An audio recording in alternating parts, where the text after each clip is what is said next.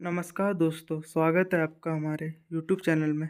आज मैं आपको यूपी जीके के 100 बहुत ही महत्वपूर्ण एमसीक्यू कराने जा रहा हूँ, जो आपके यूपी के जितने भी एग्ज़ाम होते हैं, जैसे UP PAT, UP SI, UP constable या फिर जितने भी यूपी के महत्वपूर्ण एग्ज़ाम्स हैं, उनके लिए महत्वपूर्ण होने जा रहे हैं। तो सबसे पहले क्वेश्चन को खुद से बनाने की प्रयास करें, उसके बाद देखें वीडियो। पहला प्रश्न है, उत्तर प्रदेश की राजधानी कौन सी है? तो इजी है, उत्तर प्रदेश की राजधानी लखनऊ है। प्रश्न 2, उत्तर प्रदेश का उच्च न्यायालय कहाँ स्थित है? तो उत्तर प्रदेश का उच्च न्यायालय ऑप्शन सी प्रयागराज में उपस्थित है।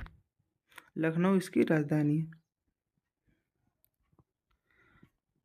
फिर हम बात करें प्रश्न नंबर 3 का, उत्तर प्रदेश का राजकीय पशु कौन सा है? तो हम सभी जानते हैं उत्तर प्रदेश का राजकीय पशु ऑप्शन बी बारहसिंगा है।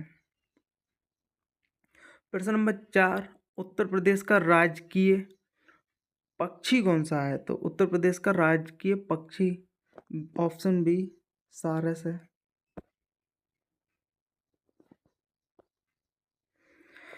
प्रश्न नंबर 5, उत्तर प्रदेश का राजकीय वृक्ष कौन सा है? तो हम सभी जानते हैं उत्तर प्रदेश का राजकीय वृक्ष अशोक है। प्रश्न नंबर 6, उत्तर प्रदेश का राजकीय पुष्प कौन सा है? तो उत्तर प्रदेश का राजकीय पुष्प पलाश है, जिसे जंगल की आग भी कहते हैं।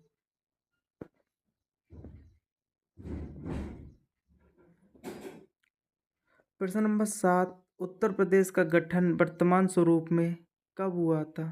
तो हम सभी जानते हैं उत्तर प्रदेश का गठन वर्तमान स्वरूप में 24 जनवरी 1950 को हुआ था। उत्तर प्रदेश का पुराना नाम क्या था? तो उत्तर प्रदेश का पुराना नाम संयुक्त प्रांत था। ऑप्शन ए सही हो जाएगा इसका। संयुक्त प्रांत नाम बदलकर उत्तर प्रदेश कब किया गया? तो सभी जानते हैं संयुक्त नाम बदलकर आज़ादी के बाद सन 1950 को इसका नाम उत्तर प्रदेश किया गया। उत्तर प्रदेश दिवस कब मनाते हैं? सभी जानते हैं उत्तर प्रदेश दिवस 24 जनवरी को मनाया जाता है प्रत्येक वर्ष। उत्तर प्रदेश में कुल कितने मंडल हैं? हम सभी जानते हैं उत्तर प्रदेश में कुल 18 मंडल हैं। उत्तर प्रदेश में कितने जिले हैं? तो हम सभी जानते हैं उत्तर प्रदेश में कुल 75 जिले हैं। अभी 76वां जिला इसको बनने की उम्मीद है, जो अलीगढ़ से कटकर बनेगा।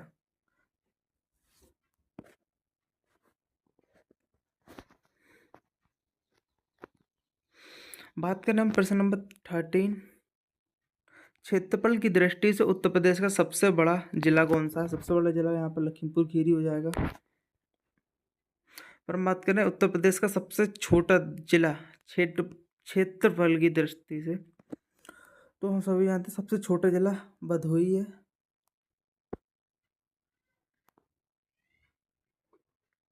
उत्तर प्रदेश की सबसे लंबी नदी कौन सी है? गंगा है, जो भारत में उत्तर प्रदेश में बिजनौर से प्रवेश करती है, बलिया से निकलती है, मतलब लगभग पूरे यूपी को कवर कर लेती है। गोमती नदी का उद्गम कहाँ से होता है? तो गोमती नदी का उद्गम पीलीभीत से होता है। ये एक ऐसी नदी है जिसका उद्गम समतल से होता है।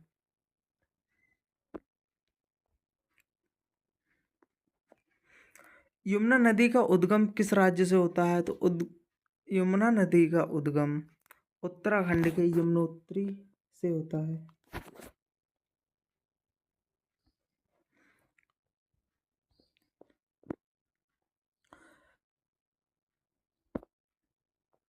गंगा और यमुना का संगम कहाँ होता है? हमें पता है गंगा यमुना का संगम प्रयागराज में होता है।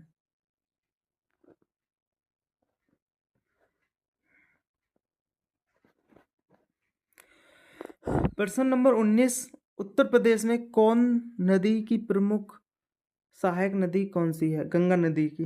तो गंगा नदी की प्रमुख सहायक नदी यमुना है, हम सभी जानते हैं।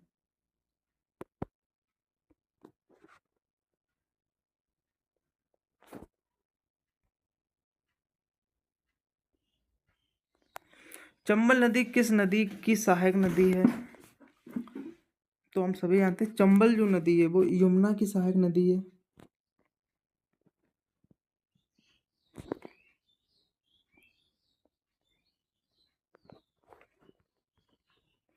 उत्तर प्रदेश की प्रमुख मिट्टी कौन सी है? उत्तर प्रदेश में मोस्टली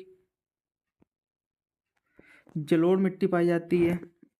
गंगा के किनारे मोस्टली आपको ये जलोढ़ मिट्टी दुनिया की सबसे उर्वरक या पैदावार मिट्टी में से आती है।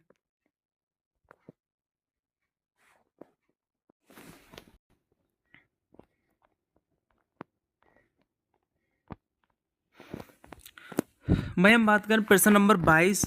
उत्तर प्रदेश का कौन सा क्षेत्र बुंदेलखंड के नाम से जाना जाता है? तो हम सभी जानते हैं जो दक्षिणी क्षेत्र है, झांसी, ललितपुर, महोबा, ये सब चित्रकूट, ये सब बुंदेलखंड के नाम से जाना जाता है। भाई हम बात करें प्रश्न नंबर 23 का। उत्तर प्रदेश का कौन सा जिला खनिज संपदा के लिए प्रसिद्ध है? तो सोनभद्र ऑप्शन ए खनिज संपदा के लिए प्रसिद्ध है। यहाँ पर मोस्टली लोहा, सीमेंट, ये सब प्रचुर मात्रा में पाया जाता है।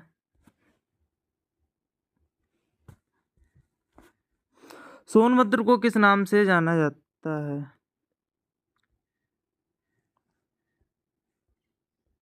तो सभी जानते हैं सोनभद्र में अभी हमने पढ़ा सबसे ज़्यादा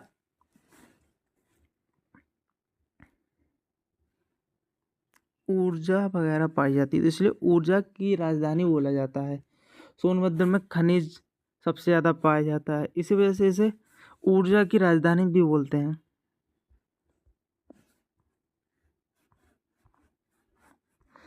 पीतल उद्योग के लिए कौन सा शहर प्रसिद्ध है?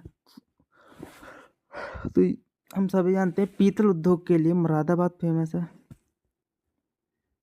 कांच उद्योग के लिए फिरोजाबाद है।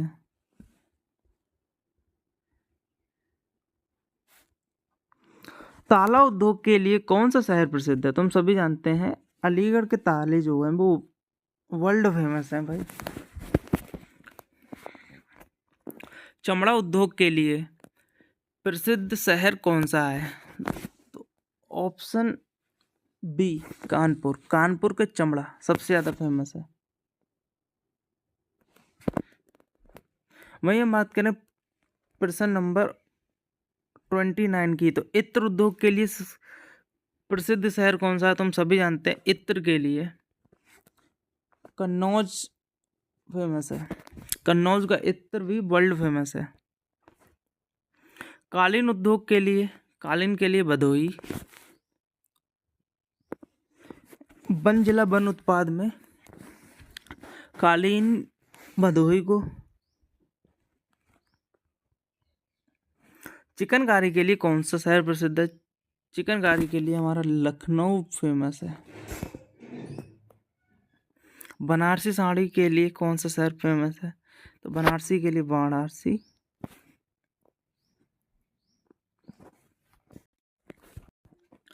प्रश्न नंबर 33। उत्तर प्रदेश में स्थित ताजमहल किस शहर में है? तो option number B Taj Mahal Agra में है। प्रश्न नंबर 34। ताजमहल का निर्माण किस मुगल शासक ने करवाया था? ताजमहल का निर्माण ऑप्शन सी शाहजहां ने करवाया था। प्रश्न नंबर 35। ताजमहल किस नदी के किनारे है? तुम सभी जानते हैं ताजमहल यमुना नदी के किनारे है। मैं बात करें प्रश्न नंबर 36। आगरा का किला किस मुगल शासक के समय प्रमुख रूप से बनवाया गया था? ये क्वेश्चन रिपीट हो गया। नहीं, ताजमहल किला है वो ताजमहल था। तो आगरा का किला अकबर के समय में बनवाया गया था।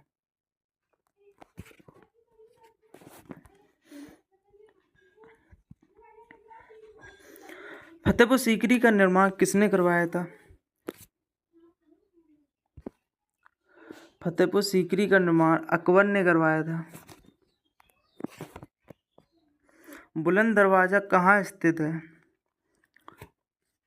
बुलंद दरवाजा फतेहपुर सीकरी में स्थित है। ये अकबर ने बनवाया था।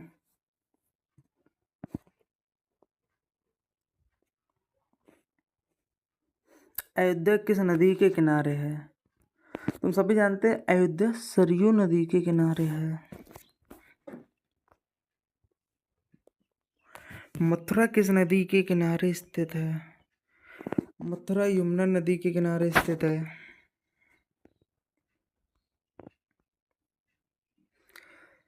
वाराणसी किस नदी के किनारे स्थित है? वाराणसी गंगा नदी के किनारे स्थित है। वैसे इसमें यमुना गंगा दोनों आ जाता है, लेकिन जो मुख्य रूप से नदी निकल रही है वो गंगा है। इस वजह से वाराणसी गंगा नदी के किनारे स्थित है। लखनऊ किस नदी के किनारे स्थित है? लखनऊ गोमती नदी के किनारे स्थित है।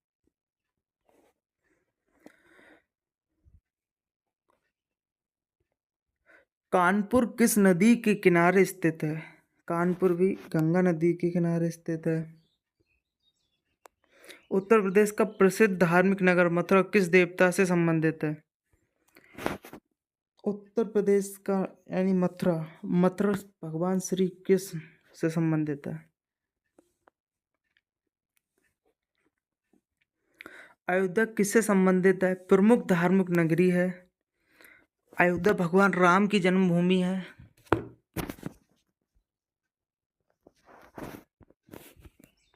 सारनाथ किस जिले के निकट स्थित है? सारनाथ वाराणसी के निकट है।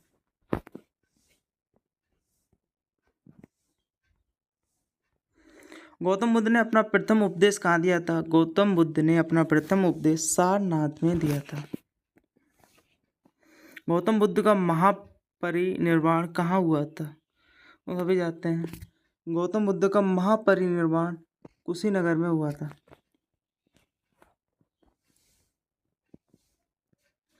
श्रावस्ती किस धर्म से विशेष रूप से संबंधित है?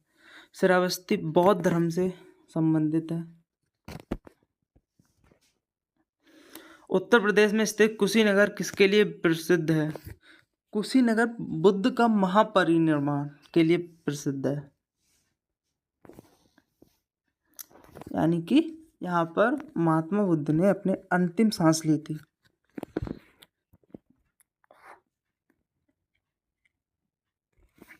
अठारह सौ सत्तावन का विद्रोह उत्तर प्रदेश में सबसे पहले कहाँ से प्रारंभ हुआ था? तो सभी जानते हैं 1857 का विद्रोह मेरठ से मंगल पांडे ने शुरू किया था।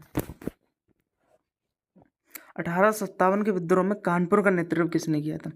तो कानपुर का नेतृत्व नाना साहब ने किया था।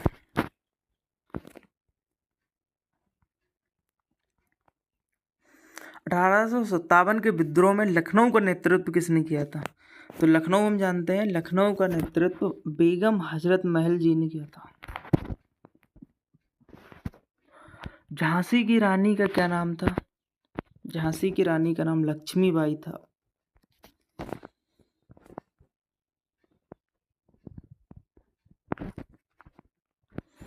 काकोरी कांड किस वर्ष हुआ था? काकोरी कांड सन 1950 में हुआ था।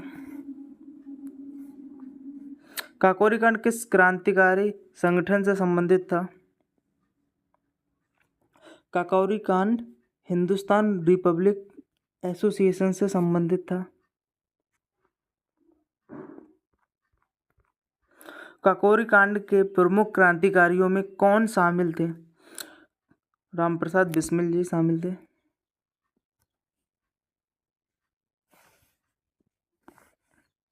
चंद्रशेखर आजाद का जन्म उत्तर प्रदेश के किस जिले में हुआ था?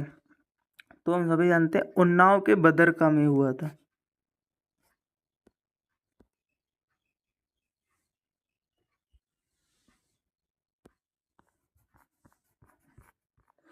चंद्रशेखर आजाद शहीद कहाँ हुए थे? कंपनी बाग प्रयागराज में।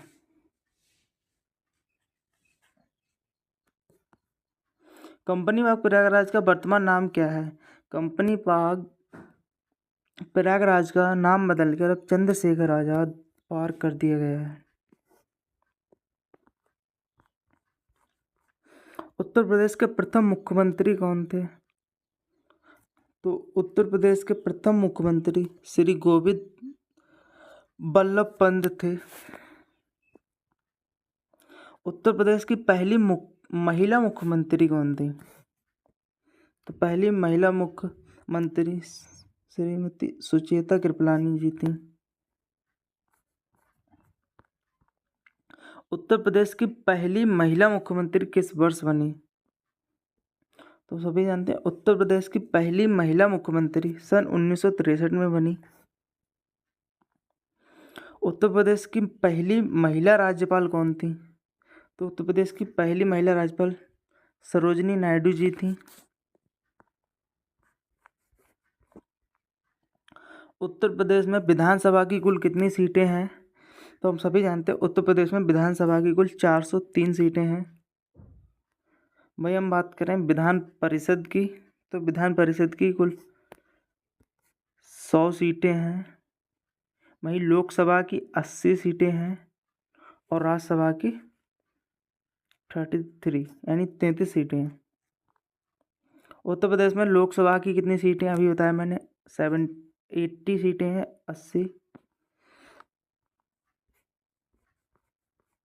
वहीं बात करें उत्तर प्रदेश में राज्यसभा की कितनी सीटें हैं, तो हम सभी जानते हैं उत्तर प्रदेश में राज्यसभा की कुल 31 सीटें हैं।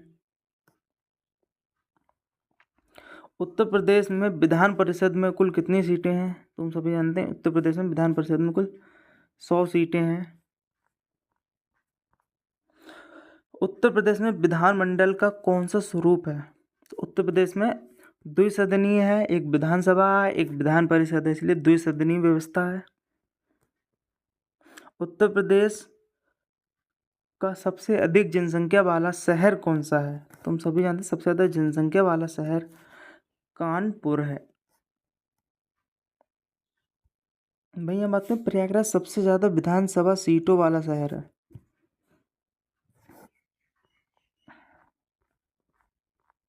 उत्तर प्रदेश का प्रमुख अंतर्राष्ट्रीय हवाई अड्डा चौधरी चरण सिंह किस शहर में स्थित है?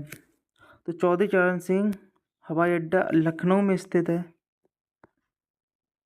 लाल बहादुर शास्त्री अंतर्राष्ट्रीय हवाई अड्डा वाराणसी में स्थित है, बनारस जिसे बोलते हैं। उत्तर प्रदेश में स्थित दुधवा राष्ट्रीय उद्यान किस जिले में स्थित है? तो ये भारत उत्तर प्रदेश का टाइगर रिजर्व भी है, नेशनल पार्क भी है, जो लखीमपुर खीरी में है। दुधवा राष्ट्रीय उद्यान किसके लिए प्रसिद्ध है? अभी मैंने बताया दुधवा नेशनल पार्क एक सींग वाला गैंडा के लिए फेमस है।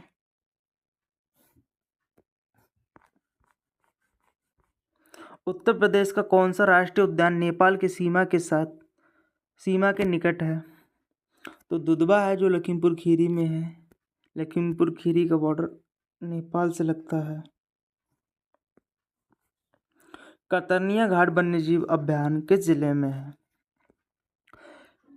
कतरनिया घाट वन्यजीव अभयारण्य बहराइच में है। पीलीभीत टाइगर रिजर्व किस राज्य में स्थित है? जब पीलीभीत उत्तर प्रदेश में है तो टाइगर रिजर्व भी उत्तर प्रदेश में ही होगा। अमनगढ़ टाइगर रिजर्व किस जिले में स्थित है? हम सभी जानते हैं अमनगढ़ टाइगर रिजर्व बिजनौर में स्थित है। उत्तर प्रदेश का प्रसिद्ध पक्षी विहार नवाबगंज अब किस नाम से जाना जाता है? तो नवाबगंज शहीद चंद्रशेखर आजाद पक्षी विहार के नाम से जाना जाता है। समसपुर पक्षी विहार किस जिले में है? तुम सभी जानते हैं समसपुर पक्षी विहार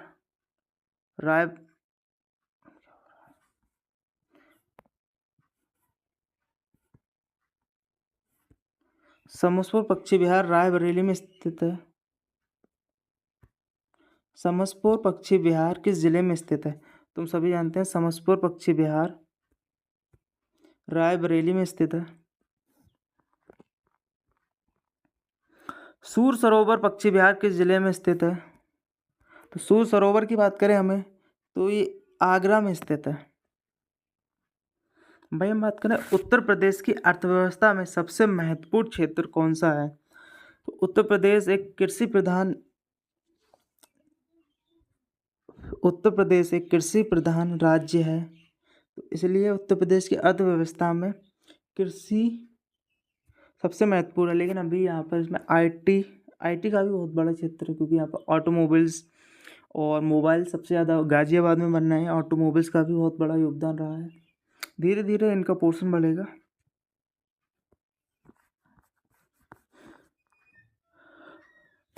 उत्तर प्रदेश में गन्ने का उत्पादन मुख्यतः किस क्षेत्र में अधिक होता है? तो हम सभी जानते हैं उत्तर प्रदेश का जो गन्ना है वो पश्चिमी क्षेत्र में सबसे ज़्यादा होता है।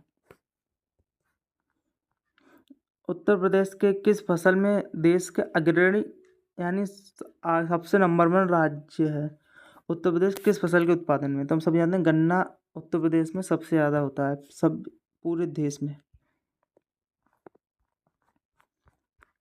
उत्तर प्रदेश की प्रमुख रबी फसल कौन सी है? तो सभी जानते हैं गेहूँ उत्तर प्रदेश की सब रबी फसल है। उत्तर प्रदेश की खरीफ फसल कौन सी है? धान उत्तर प्रदेश की खरीफ फसल है।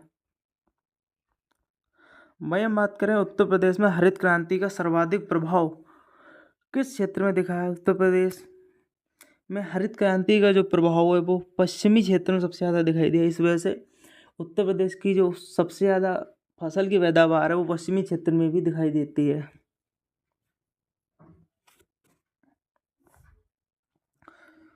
उत्तर प्रदेश का कौन सा शहर खेल सामग्री के लिए प्रसिद्ध है? तो हम सब जानते हैं मेरठ।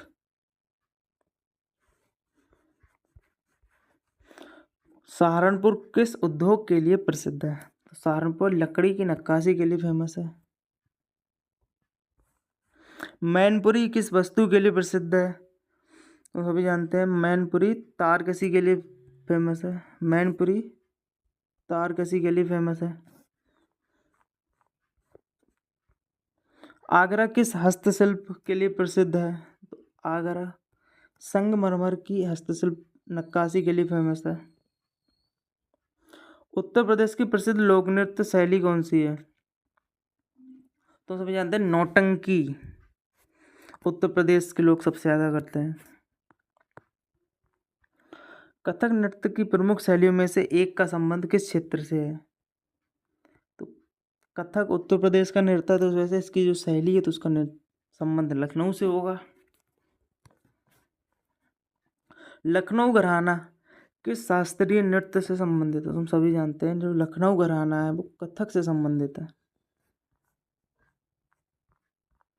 उत्तर प्रदेश का प्रसिद्ध लोक नाट्य शैली कौन सी है? अभी पढ़ी थी हमने, नौटंकी है। रामलीला के लिए उत्तर प्रदेश का कौन सा शहर विशेष रूप से प्रसिद्ध है? तो ये रामनगर है रामलीला के लिए। भाई हम बात करें रामनगर की रामलीला किस शहर के निकट प्रसिद्ध होती है? तो वाराणसी है। इसका आप मोस्टली अयोध्या लगा दो, लेकिन अयोध्या नहीं, वाराणसी में ही होती है। ये बहुत ही फेमस है। उत्तर प्रदेश का कौन सा शहर देव दीपावली के लिए प्रसिद्ध है? देव दीपावली इसे शोक की दीपावली भी बोलते हैं, जो कि वाराणसी में मनाई जाती है। कुंभ मेला उत्तर प्रदेश में प्रमुख रूप से कहाँ आयोजित होता है?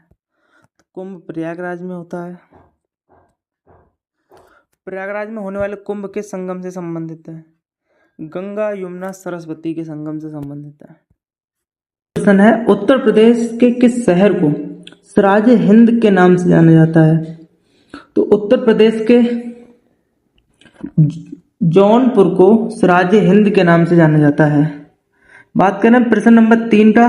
प्रश्न नंबर 3 है प्रसिद्ध दुधवा राष्ट्रीय उद्यान उत्तर प्रदेश के किस जिले में स्थित है? तो दोस्तों हम जानते हैं दुधवा नेशनल पार्क लखीमपुर खीरी में स्थित है।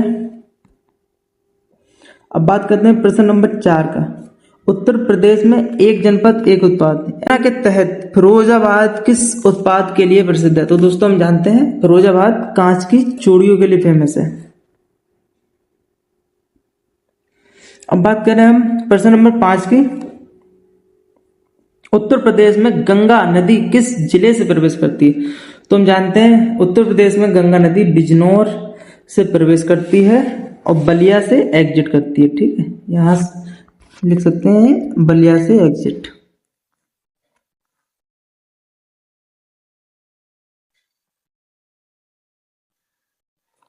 ठीक है, बात करें प्रश्न नंबर 6। उत्तर प्रदेश में विधान परिषद की कुल कितनी सीटें हैं? तो यहाँ पर हम जानते हैं कि उत्तर प्रदेश में विधान परिषद की टोटल 100 सीटें हैं, जबकि हम बात करें लोकसभा की 80 सीटें हैं, विधानसभा की 403 सीटें हैं। वहीं अगर राज्यसभा की बात करें तो 31 सीटें हैं। भाई हम बात करें प्रश्न नंबर 7 पे, निम्नलिखित में से कौन सा नृत्य उत्तर प्रदेश का शास्त्रीय नृत्य है? तो हम जानते हैं उत्तर प्रदेश का शास्त्रीय नृत्य कथक है। भाई हम बात करें कथकली केरल का है, कुचिपुड़ी आंध्र प्रदेश का है, भरतनाट्यम तमिलनाडु का है। भाई हम बात करें प्रश्न नंबर 8 का। तो प्रश्न नंबर 8 में बोला गया है चरकुला नृत्य लोक नृत्य मुख्य रूप से उत्तर प्रदेश के किस क्षेत्र से संबंधित है? तो हम जानते हैं चरकुला जो नृत्य है ये ब्रजभूमि से संबंधित है।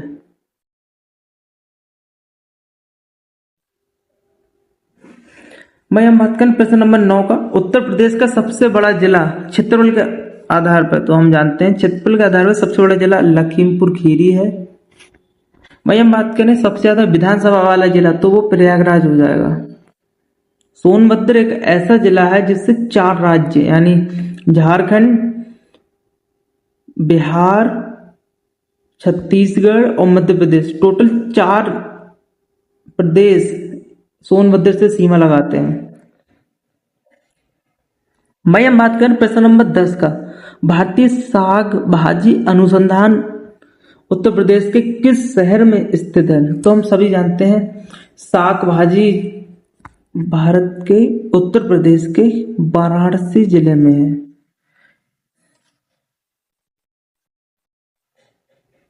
मैं बात करें प्रश्न नंबर 11। प्रसिद्ध कहानी पूस की रात के लेखक हैं मुंशी प्रेमचंद जी।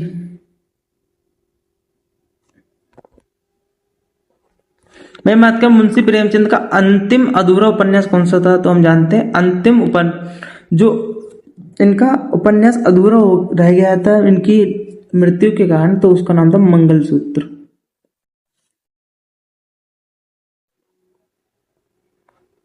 मैं बात करें कफन कहानी के मुख्य पात्रों के, तो इसमें मुख्य पात्र थे माधव और घिसू।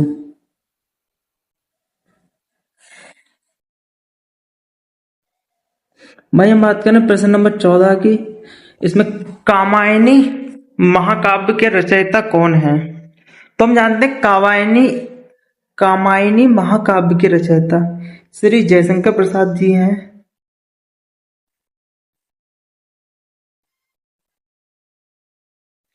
निम्नलिखित में से अग्नि शब्द का पर्यायवाची कौन सा नहीं है? तो हम जानते हैं देखो अनल ये भी अग्नि का, पावक भी अग्नि का ही है, बही भी अग्नि का ही है, अनिल ये हवा का होता है ना कि अग्नि का। भाई हम बात करें अनुराग शब्द का सही विलोम शब्द क्या है? देखो अनुराग का विलोम शब्द होता है विराग। भाई हम बात करें प्रेम का घृणा हो जाएगा।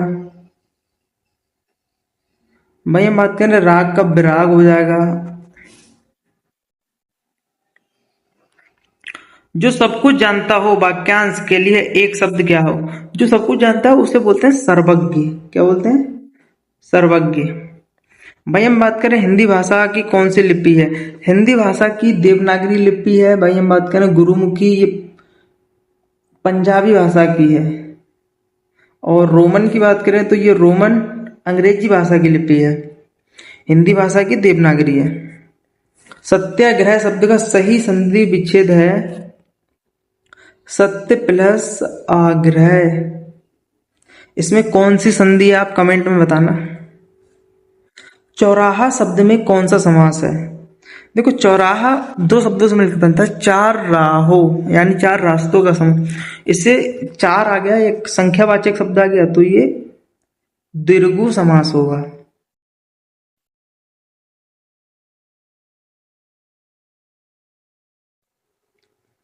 भाई हम बात करें आलू की अगेती फसल का रोग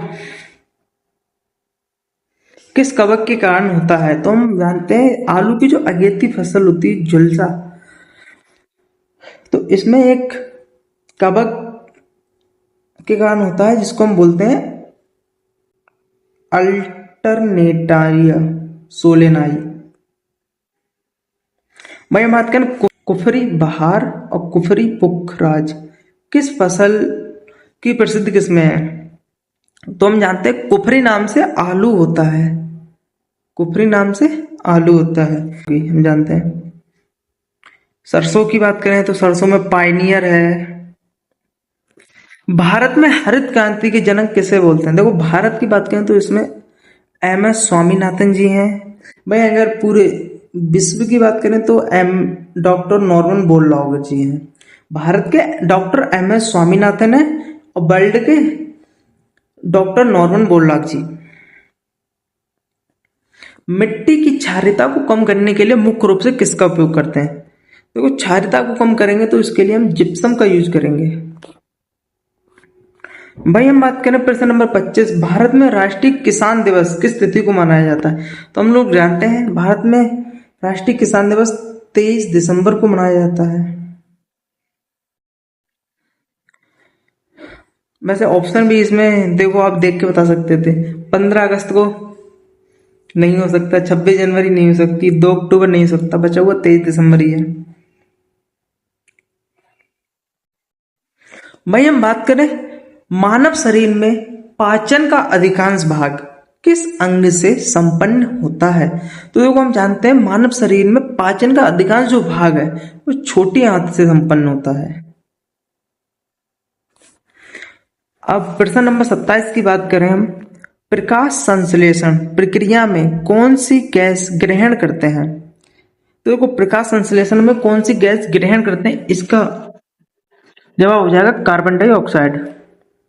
और छोड़ते कौन सी गैस है? वो ऑक्सीजन गैस छोड़ते हैं, O2।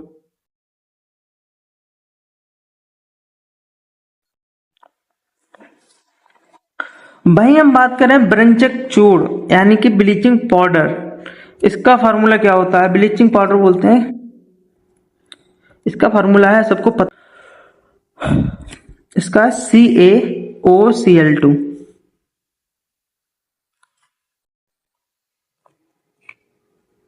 अब सिरके में मुख्य रूप से कौन सा अम्ल पाया जाता है? तो हम लोग जानते हैं सिरका गन्ने के रस से बनता है, तो इसमें एसिटिक अम्ल पाया जाता है। कौन सा अम्ल? एसिटिक अम्ल। प्रश्न नंबर 30 का बात करें तो विद्युत धारा का एसआई मात्रक क्या है? तो हम जानते हैं विद्युत धारा का एसआई मात्रक एम्पियर है।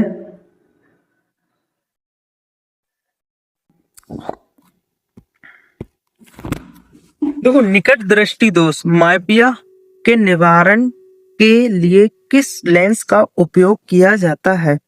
देखो ये प्रश्न का मैं सीधे से सिंपल बताता हूं। इसमें देखो निकट में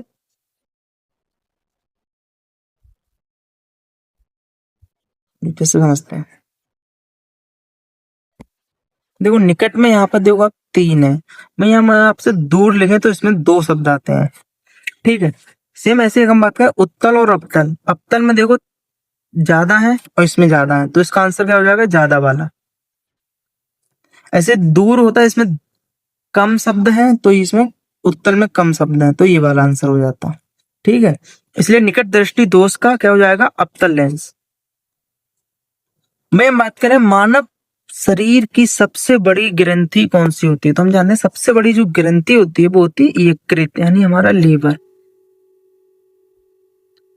लोहे पे जंग लगना किस प्रकार की अभिक्रिया का उदाहरण है? तो हम लोग जानते हैं लोहे पे जंग लगना एक रासायनिक परिवर्तन होता है?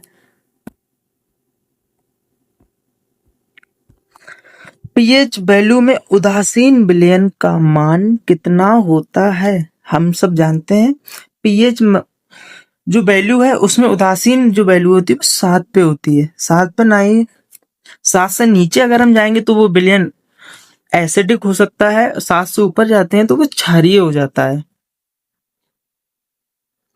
वायुमंडल में सबसे प्रचुर मात्रा में कौन सी गैस पाई जाती है? तो हम लोग जानते हैं कि वायुमंडल में सबसे ज्यादा 78% नाइट्रोजन गैस पाई जाती है। करो या मरो का नारा महात्मा गांधी जी ने किस आंदोलन के दौरान दिया था? तो हम सब जानते हैं भारत छोड़ो आंदोलन के दौरान महात्मा गांधी जी ने करो या मरो का नारा दिया था। भारतीय संविधान का निर्माता किसे माना जाता है? तो हम सभी लोग जानते हैं भारतीय संविधान के निर्माता डॉक्टर भीमराव अम्बेडकर जी को माना जाता है। भारतीय संविधान के किस अनुच्छेद में ग्राम पंचायतों का उल्लेख किया गया है? तो हम सब लोग जानते हैं अनुच्छेद 40 में किया गया है। भारत का राष्ट्रीय खेल किसे माना जाता है? हम सभी लोग जानते हैं भारत का राष्ट्रीय खेल हॉकी को माना जाता है। चिपको आंदोलन मुख्य रूप से किस संरक्षण से संबंधित था? तो हम सभी लोग जानते हैं कि चिपको आंदोलन था ये उत्तराखंड में वृक्ष यानी वनों को बचाने के लिए किया गया था। वहां की महिलाएं और बच्चों ने पेड़ से चिपककर पेड़ को काटने पर रोक लगाने के लिए ऐसा किया था। वही हम बात करें भारत ने अपनी कप्तानी में महेंद्र सिंह धोनी के नेतृत्व में पहला T20 विश्व कप किस वर्ष जीता था? तो हम सभी लोग जानते हैं कि 2007 में पहला T20 विश्व कप हुआ था जो MS धोनी के कप्तानी में भारत ने जीता था। भारतीय IPL के इतिहास में चेन्नई सुपर किंग्स ने कितनी बार ट्रॉफी जीती? तो हम सभी लोग जानते हैं कि CSK यानी चेन्नई ने 5 बार, मुंबई ने भी 5 बार ट्रॉफी जीती है। वही हम बात करें अभी पिछली बार RCB जीती थी जिसने टोटल 2 बार IPL का खिताब जीत लिया है। भारत के किस राज्य में काजीरंगा राष्ट्रीय उद्यान स्थित है? तो हम सभी लोग जानते हैं कि असम में काजीरंगा राष्ट्रीय उद्यान स्थित है। विश्व जल दिवस प्रतिवर्ष किस तिथि को मनाया जाता है? तो हम सभी लोग जानते हैं जल दिवस 22 मार्च को मनाया जाता है। भारतीय रिजर्व बैंक RBI का मुख्यालय कहाँ स्थित है? तो हम सभी लोग जानते हैं RBI का मुख्यालय मुंबई में स्थित है। यदि किसी सांकेतिक भाषा में कैट को 24 लिखा जाता है और डॉग को क्या लिखा जाएगा? तो ये रीजनिंग का प्रश्न आ गया। देखो इसमें सिंपल है, कैट में C कितने बार 3 नंबर पे है, C कितने नंबर पे 3 पे, A कितने नंबर पे 1 पे, T कितने नंबर पे 20 पे। तो हम इन सबको प्लस करेंगे तो टोटल 24 बनेगा। सेम ऐसे ही इसकी बात करें हम तो D कितने नंबर पे है 4 नंबर पे, O कितने नंबर पे है 15 नंबर पे। वही हम बात करें G कितने 7 नंबर पे। तो इन सबको अगर हम प्लस करते हैं तो हमें मिलता है 1926। तो इसका सही आंसर क्या हो जाएगा 26 यानी कि ऑप्शन A। ठीक है, इतनी ही सिंपल रीजनिंग रहती है इसमें। ऐसे ही प्रश्न नंबर 47 है, श्रृंखला को पूरा करें। जैसे देखो 2 के बाद 4, 4 के बाद 8, 8 के बाद 16, 16 के बाद 32 हो रहा है, यानी कि प्रत्येक नंबर का डबल हो रहा है। यानी 2 दूनी 4, 4 दूनी 8, 8 दूनी 16, 16 दूनी 32, 32 दूनी होते हैं 64। यानी इसका आंसर क्या हो जाएगा 64। ऐसे देखो 150 यानी 150 का 20% कितना होगा? ये तो बहुत इजी है।